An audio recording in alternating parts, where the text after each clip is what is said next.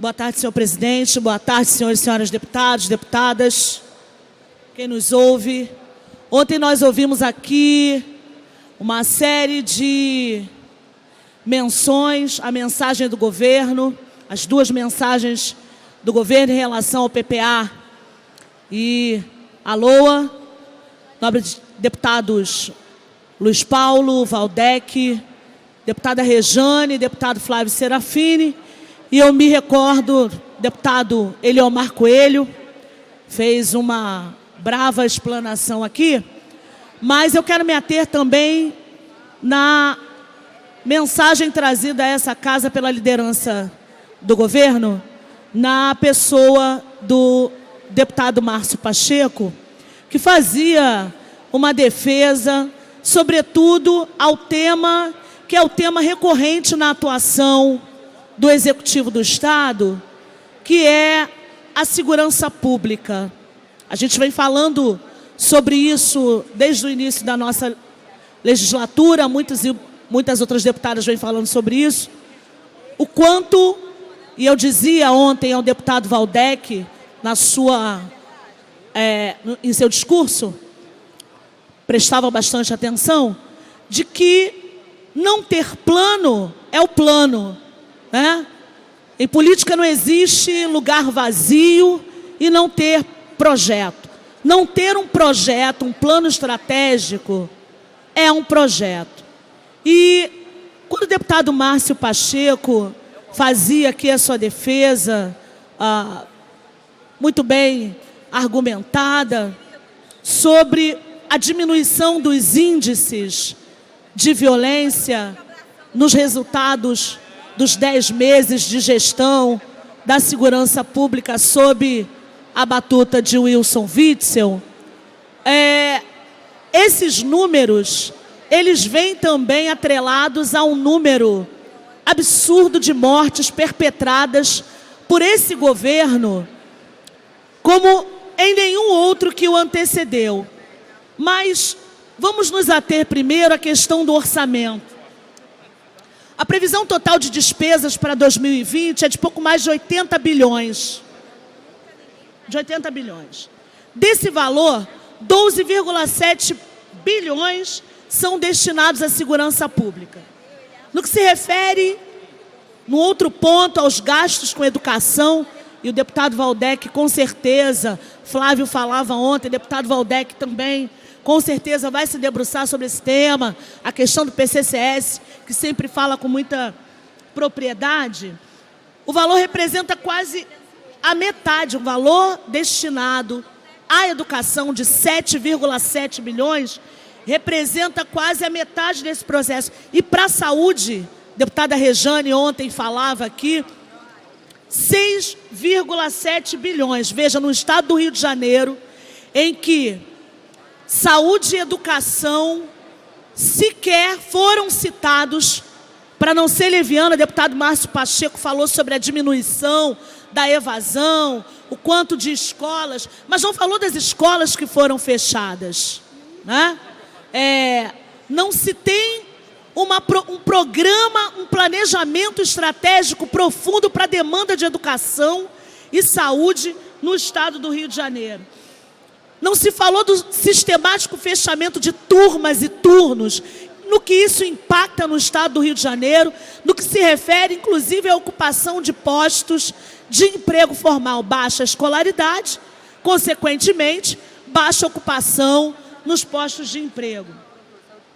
Veja, sob o pretexto de informatizar os processos, o governo retira da comunidade escolar autonomia sobre o controle no processo educativo.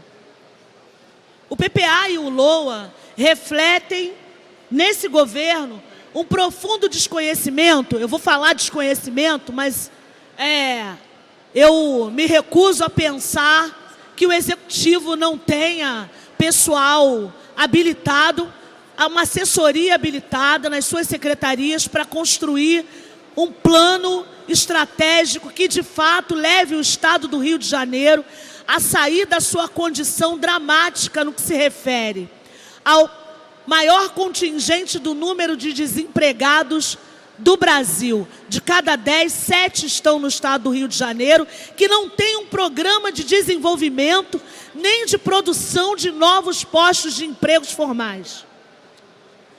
Veja, não se fala no processo de industrialização, não há um plano para desenvolver o Rio de Janeiro, a não ser a discussão relativa à implementação de mais ação ostensiva e de confronto no que se refere à segurança pública. O Estado gasta mais com a promoção de uma polícia ostensiva de confronto, com consequente avanço no belicismo, e não numa política pública de segurança que priorize também a discussão da iluminação pública, do transporte público, da priorização no aumento da oferta de transportes, na ampliação da malha viária. Não se fala de transporte de massa. Veja, há uma menção à ampliação da linha 4 do metrô. Nós precisamos repensar esse modelo, e essa casa tem a oportunidade de pensar que utilizar 15,7% do total do orçamento público, sem apresentar um programa, um investimento em tecnologia, em investigação, em ação de combate à violência que não priorize, repito, o confronto e a ostensividade, com mais transparência, com mais controle social, produz somente uma política de morte cotidiana e não pode ser visto como uma política exitosa. 1.249 pessoas mortas em 6 meses não me parece uma política exitosa. Índices positivos, por um lado, e extremamente dramáticos, por outro, quando nós pensamos nas vidas que se perderam, na força de trabalho, quando a gente pensa na perda e no descarte de vidas jovens, que teriam uma perspectiva de futuro e consequente força de trabalho. Nós aqui apresentamos um programa, junto com a deputada Dani Monteiro, um programa de aprendizagem para o estado do Rio de Janeiro, entendendo o potencial das juventudes nesse estado, para que a gente tenha uma minoração da situação dramática que se refere à economia do estado.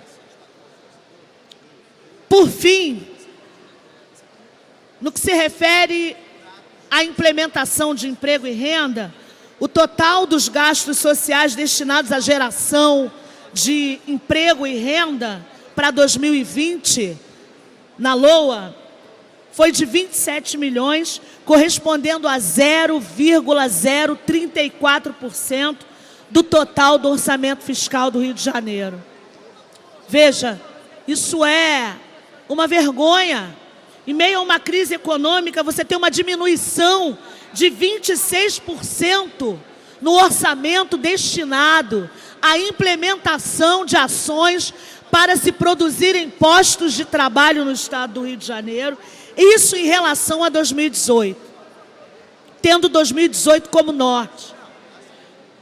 Nós temos hoje uma das maiores taxas de desemprego do Brasil, como a gente falou, e o nosso estado ele corre o risco, nesse momento, de ficar sem um plano sólido para a geração de emprego e renda, o que impacta diretamente nos índices de violência, o que impacta diretamente nos índices de violência doméstica, sem contar as políticas de gênero.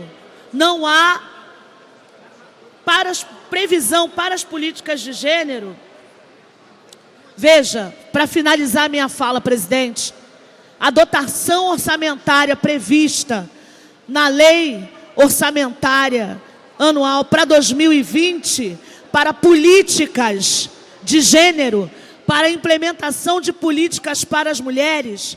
Eu que fiz parte da CPI do feminicídio, junto com as deputadas Renata, Rosane Félix, deputado Chicão Bulhões, deputada Marta Rocha, presidindo essa comissão.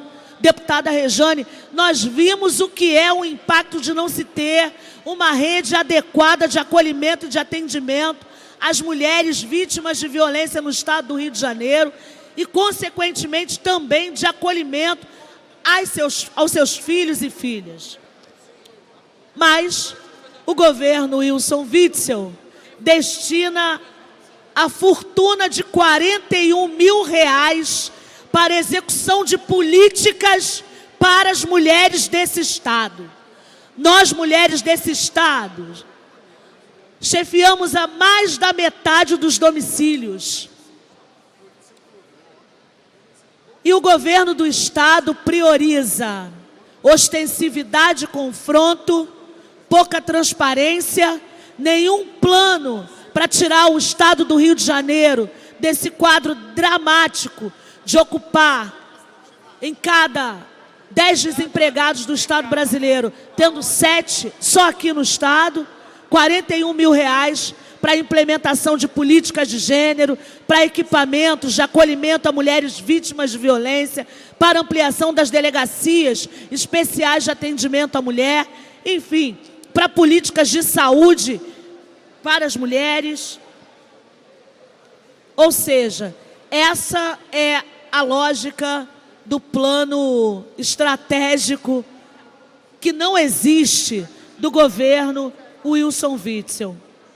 A gente espera que essa casa possa, de verdade, se debruçar no que de fato interessa na discussão e na votação do orçamento para 2020 e nessas mensagens que nos chegam, com uma mensagem muito nítida de que não há plano para o estado do Rio de Janeiro, senão para a produção de mais descartes de vidas e de mortes evitáveis.